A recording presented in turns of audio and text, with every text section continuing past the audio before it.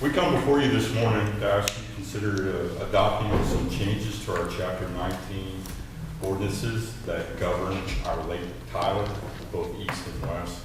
What we're looking at is prohibiting alcoholic beverages in very specific locations that will be limited to concession stand 1, Hill Creek Park, Eastside Park, Highway 64 Park, and boat ramps, and the general parking areas. What this ordinance does not prohibit, it doesn't prohibit alcohol in all the designated areas, private residence, businesses, any leased owned property. It's very specific to the public parking lots, parking areas, and the boat ramps. It also allows you to bring alcohol into these areas and then transport to the authorized areas, picnic areas, camping areas, and things like that. This would create an extra tool for us to help us with some of the enforcement issues that we've had over the last couple of years with unauthorized, unannounced, spontaneous, large events that have been causing some problems within these very specific locations.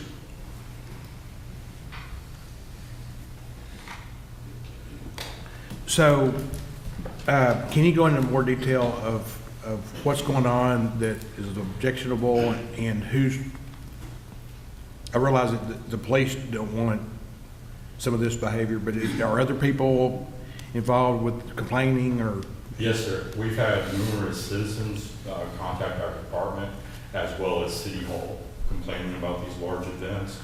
These alcohol large events being held in the parking lots, blasted loud, obnoxious type activities going on.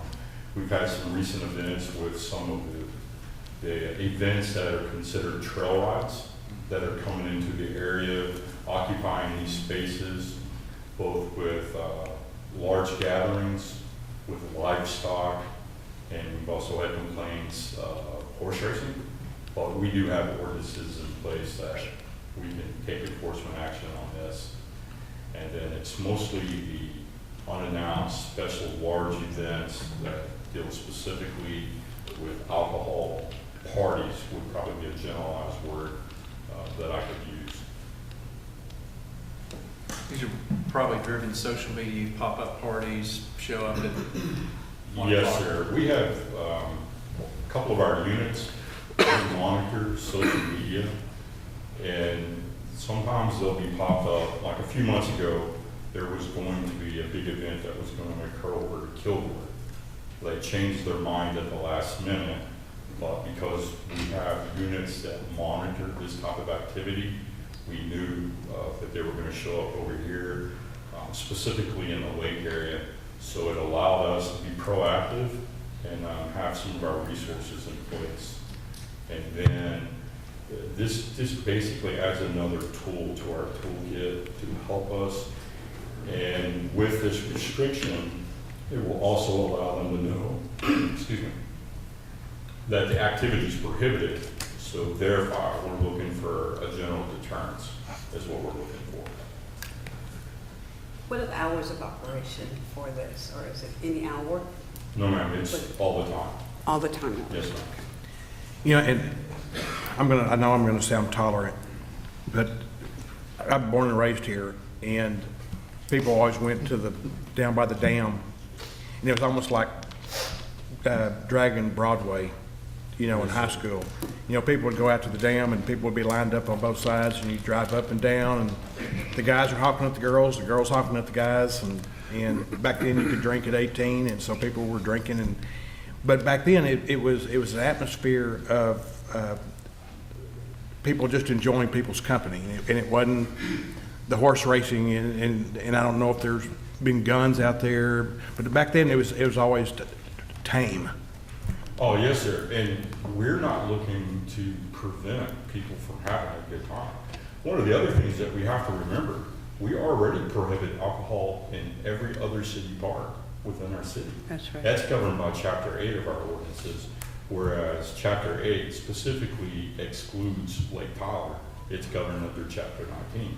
So us prohibiting alcohol within our parks and recreational areas, this is not a new concept to our city. Okay.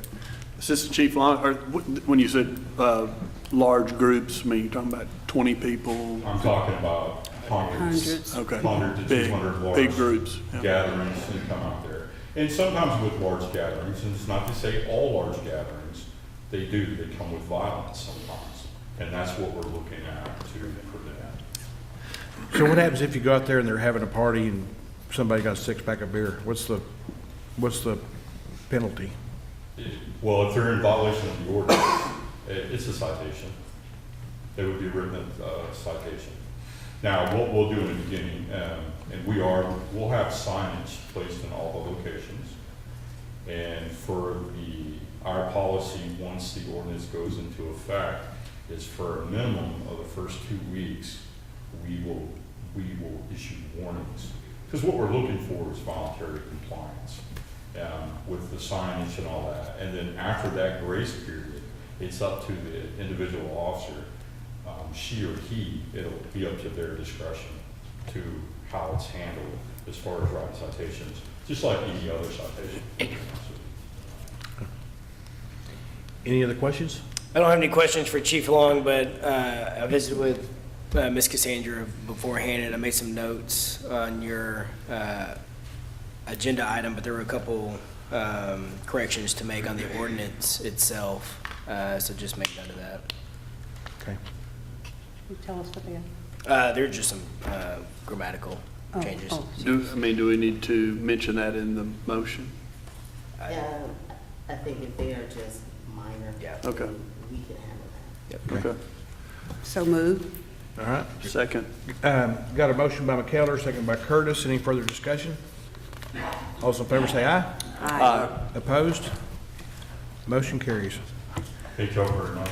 Thank you. Guess we might have to find somewhere else to go party on the weekend. I'm kidding. Just don't sit in the parking lot.